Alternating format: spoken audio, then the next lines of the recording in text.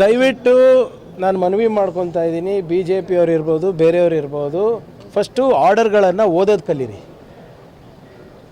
ಎಲ್ಲ ಧರ್ಮಗಳಿಗೆ ಅವರವರ ಆಚರಣೆ ಮಾಡಲಿಕ್ಕೆ ಒಂದು ಕಾನೂನಿನ ಚೌಕಟ್ಟಿನಲ್ಲಿ ಏನು ಅವಕಾಶ ಇದೆ, ಸಂವಿಧಾನಿಕವಾಗಿ ಏನು ಅವಕಾಶ ಇದೆ, ಅದನ್ನು ನಾವು ಮಾಡಿರೋದು. ಯಾವುದೇ ಒಂದೇ ಧರ್ಮಕ್ಕೆ ಮಾಡಿಲ್ಲ. ಈಗ ಜನಿವಾರ ಬಿಟ್ಟಿದ್ದೀವಿ, ಅದೇನು ಮುಸಲ್ಮಾನರು ಹಾಕ್ಕೊತಾರ, ತಿಲಕ್ ಹಾಕ್ಕೊತಾರ, ಸಂದಲ್ ಹಾಕ್ಕೊತಾರ, ಬೂದಿ ಹಾಕ್ಕೊತಾರ? ಸುಮ್ಮನೆ ಇದು ಅವರು ಮೋದಿಯವರ ಕಾರ್ಯವೈಖರ್ಯವನ್ನು ಮುಚ್ಚಿಡೋಕ್ಕೆ ಇವತ್ತು ಸುಮ್ಮನೆ ಇದು ಇಶ್ಯೂ ಮಾಡ್ತಾಯಿದ್ದಾರೆ. ಆರ್ಡ್ರ್ ಓದಿದಾರ ಅವರು ಕರೆಕ್ಟಾಗಿ? ನೋಡಿರಿ, ಈಗ ಶಾಲೆಗಳು ತೆಗ್ದಿರೋದೇನಕ್ಕೆ? ಮಕ್ಕಳಿಗೆ ಒಂದು ಒಳ್ಳೆಯ ಭವಿಷ್ಯ ಇರಬೇಕು, ವಿದ್ಯಾಭ್ಯಾಸ ಆಗಬೇಕು, ಅವರಿಗೆ ಉದ್ಯೋಗ ಸಿಗಬೇಕು ಅಂದ್ಬಿಟ್ಟು ನೀವು ಅದು ಇದು ಬಿಟ್ಟು ಇವೆಲ್ಲನೂ ವಿಚಾರ ತಂದುಬಿಟ್ಟು ಅವ್ರ ಭವಿಷ್ಯ ಯಾಕೆ ಹಾಳು ಮಾಡ್ತಾಯಿದ್ದೀರಾ?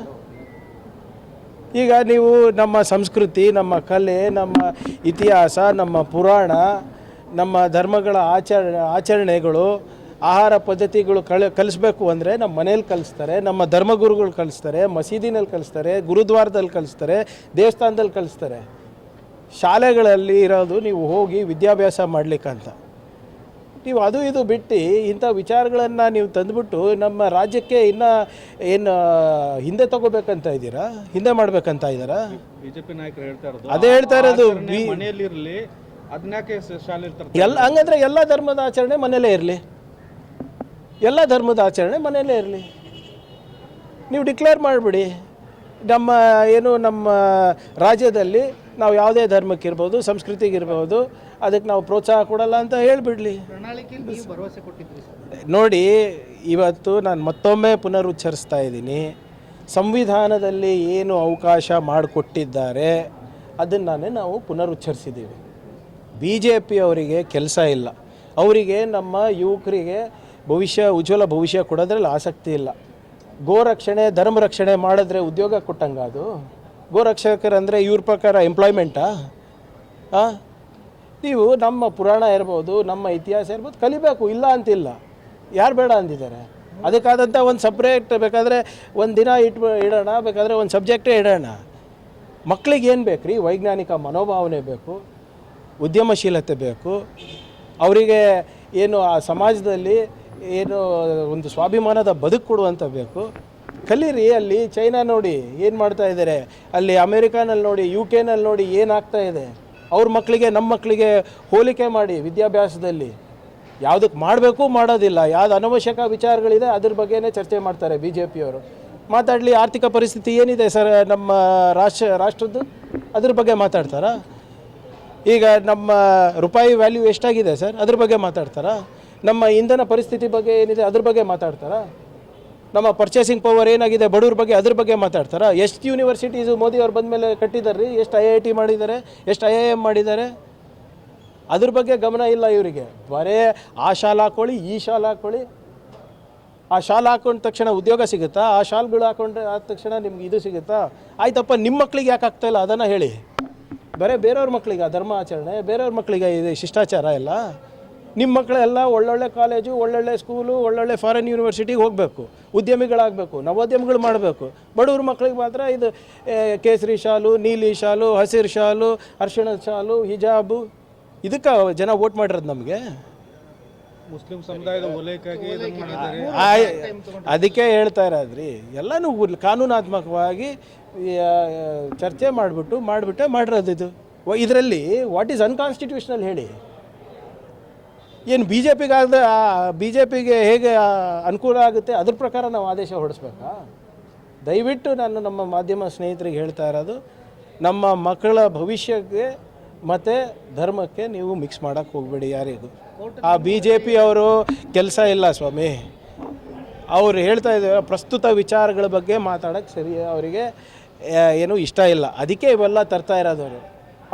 ಅವ್ರು ಯಾವ ಮಕ್ಕಳು ರೀ ಗೋಶಾಲೆಗೆ ಹೋಗ್ತಾರೆ? ಅವ್ರು ಯಾವ ಮಕ್ಕಳಿಗೆ ರೀ ಹನುಮಾನ್ ಚಾಲೀಸ ಬರುತ್ತೆ? ಎಷ್ಟು ಜನ ತೋರಿಸಿ ನನಗೆ. ನಮ್ಮದು ಒಂದು 100 ಶಾಸಕರು ಇರಬೇಕಲ್ಲ ಮೇಲ್ಮನೆ ಮತ್ತು ಕೆಳಗಿನ ಮನೆಯಲ್ಲಿ, ಅವ್ರವ್ರ ಮಕ್ಕಳು ಏನೇನು ಮಾಡ್ತಾರೆ ನೋಡಿ. ಸುಮ್ಮನೆ ಇದೆಲ್ಲ ಬರೀ ಬಡವ್ರ ಮಕ್ಕಳಿಗೆ. ಈಗ ಸರ್ಕಾರ ಬಂದು 3 ವರ್ಷ ಆದ್ಮೇಲೆ ಈ ತೀರ್ಮಾನ ತೆಗೆದುಕೊಳ್ತಾ ಇರೋದ್ರ ಹಿಂದೆ ನೋಡಿ ಕನ್ಸಲ್ಟೇಟ್ ಸರ್ಕಾರದ ವಿರುದ್ಧ ಇದೆ, ಸಮಾವೇಶ ಬೇರೆ ಮಾಡ್ತಾ ಇದ್ದಾರೆ ಮುಸ್ಲಿಂ ಭರವಸೆ ಕೊಟ್ಟಿದ್ರು ಈಡೇರಿಸಲಿಲ್ಲ ಅಂತ ಬಹಿರಂಗವಾಗಿ ಮಾತನಾಡ್ಲಿಕ್ಕೆ ಶುರು ಮಾಡಿದ್ದಾರೆ.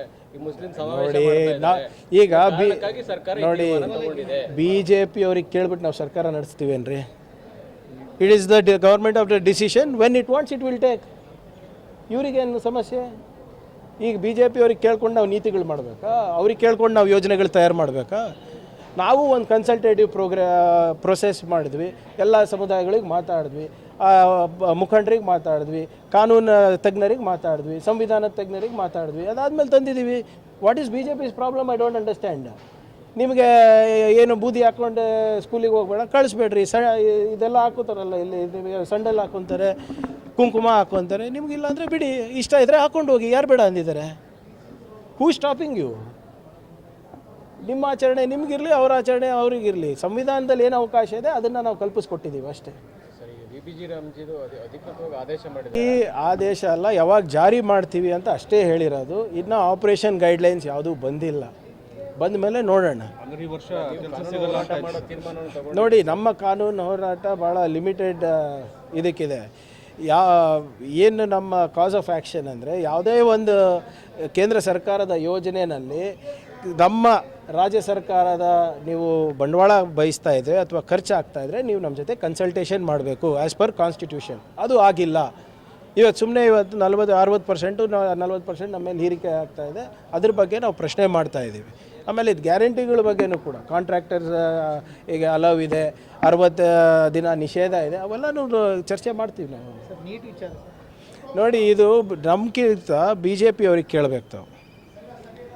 ಇವಾಗ ನೀವು ಹೆಂಗೆ ನಿಮ್ಮ ಏನು 22 ಲಕ್ಷ ಮಕ್ಕಳಿಗೆ ಉತ್ತರ ಕೊಡಬೇಕಾಗಿರೋದು ಯಾರು? ಕೇಂದ್ರ ಸರ್ಕಾರ. ಕಳೆದ 10 ವರ್ಷದಲ್ಲಿ ಕ್ಲೋಸ್ ಟು 89 ಪೇಪರ್ ಲೀಕ್ಸ್ ಆಗಿದೆ. 89 ಪೇಪರ್ ಲೀಕ್ಸ್. ಯಾರಿಗೆ ಜವಾಬ್ದಾರಿ? ಕಲಬುರ್ಗಿನಲ್ಲಿ ನಮ್ಮ ಮಕ್ಕಳಿಗೆ 85% ಬಂದರೆ ಪ್ರಿಯಾಂಕರ್ಗೆ ಕಾರಣ ಅಂತ ಇವರು ಬೊಬ್ಬೆ ಹೊಡಿತಾ ಇದ್ದರು. ಇವತ್ತು ನೀಟ್ ವಿಚಾರದಲ್ಲಿ ಯಾಕೆ ಎಲ್ಲರೂ ಸುಮ್ಮನಿದ್ದಾರೆ? ಎಜುಕೇಷನ್ ಮಿನಿಸ್ಟರ್ ಯಾಕೆ ರಾಜೀನಾಮೆ ಕೊಟ್ಟಿಲ್ಲ? ಇದೇನು ಮೊದಲೇ ಸರಿ ನಾ ಆಗ್ತಾ ಇರೋದು? 2024ರಲ್ಲಾಯಿತು, 2022ರಲ್ಲಾಯಿತು, 2021ರಲ್ಲಾಯಿತು. ಒಬ್ಬ ರಾಜೀನಾಮೆ ಕೊಟ್ಟಿದ್ದಾನ? ಆಮೇಲೆ ಯಾರು ಇದರಲ್ಲಿ main accused? BJP Yuva Morcha leaders ಎಲ್ಲಿದ್ದಾರಪ್ಪ? ಈಗೆಲ್ಲ ನಿಮ್ಮ ಅಪೋಸಿಷನ್ ಲೀಡ್ರು. ಇದೆಲ್ಲ ಮುಚ್ಚಾಕ್ಲಿಕ್ಕೆ ಇವರು ಹಿಜಾಬ್ ತರ್ತಾ ಇರೋದು.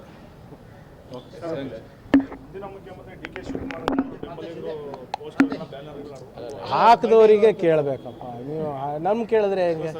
ನಾನು ಹಾಕಿದ್ರೆ ನೀವು ಕೇಳಬೇಕು. ಗೊಂದಲ ಸೃಷ್ಟಿಯಾಗಿ ಈಗ ಅಲವ್ ಅಂತ ಇಲ್ಲ, ಒಂದು ನಿಮಿಷ. ಅಲವ್ ಅಂದರೆ ನಮ್ಗೆ ಕೇಳಿ ಪ್ರಿಂಟ್ ಮಾಡ್ತಾರಾ? ಹೇಳಿ. ನಾನು ಹಿಂಗೆ ಪದ ಬಳಕೆ ಮಾಡ್ತಾ ಇದ್ದೀನಿ, ಹಿಂಗೆ ನಾನು ಮೆಸೇಜ್ ಕಳಿಸ್ತಾ ಇದ್ದೀನಿ ಅಂದ್ಬಿಟ್ಟು ಯಾರನ್ನ ಹೀಗೆ ಕೇಳಾಕ್ತಾರ? ಅವರವ್ರ ಅಭಿಮಾನದಿಂದ ಅವ್ರು ಹಾಕ್ಕೊಂಡಿರ್ತಾರೆ. ಯಾರು? ಅಫಿಷಿಯಲ್ ವೆಬ್ಸೈಟ್ನಲ್ಲಿ ಯಾರು ಹಾಕಿದ್ದಾರೆ? ನಾನು ಯಾರು? ಅದು ನನಗೆ ಗೊತ್ತಿಲ್ಲ. ಅವ್ರ ಅಫಿಷಿಯಲ್ ಎಕ್ಸ್ ಅಲ್ಲ, KPCC ಅಫಿಷಿಯಲ್, ಅದು ನನಗೆ ಮಾಹಿತಿ ಇಲ್ಲ. CM ಆಯ್ಕೆ ಆಗಿದೆ ಸರ್, ಸತೀಶ್ ಅವರು ಆಯ್ಕೆ ಆಗಿದ್ದಾರೆ. ಕರ್ನಾಟಕದ ಇತ್ಯರ್ಥ ಮಾಡ್ತಾರೆ ಹೇಗೆ ಸರ್? ಅದು ಭಾಳ ಸ್ಪಷ್ಟವಾಗಿ ಹೇಳಿದಾರಲ್ಲ ಇವರು. ಖರ್ಗೆ ಸಾಹೇಬ್ರು ಇರ್ಬೋದು, ರಣದೀಪ್ ಸಿಂಗ್ ಸುರ್ಜೇವಾಲಾ ಅವರು ಇರ್ಬೋದು. ಅವಶ್ಯಕತೆ ಇದ್ದಾಗ ಕರೆಸ್ತೀವಿ ಅಂತ. ಕರೆಸ್ತಾರ ಸರ್? ಅವಶ್ಯಕತೆ ಇದ್ದಾಗ. ನೀವು ಸಣ್ಣ ಆಗ್ಬೇಕಲ್ವಾ? ಅದು ಒಂದು ಉತ್ತಮ ಆಹಾರದಿಂದ ಸಣ್ಣ ಆಗ್ಬೇಕಲ್ವಾ? ಪ್ರತಿದಿನ ನಮ್ಮ ಜೀನಿ ಸ್ಲಿಮ್ ನ ಯೂಸ್ ಮಾಡಿ ಯಾವುದೇ ಸೈಡ್ ಎಫೆಕ್ಟ್ ಇಲ್ದಂಗೆ ನೀವು ಸಣ್ಣ ಆಗ್ತೀರಾ.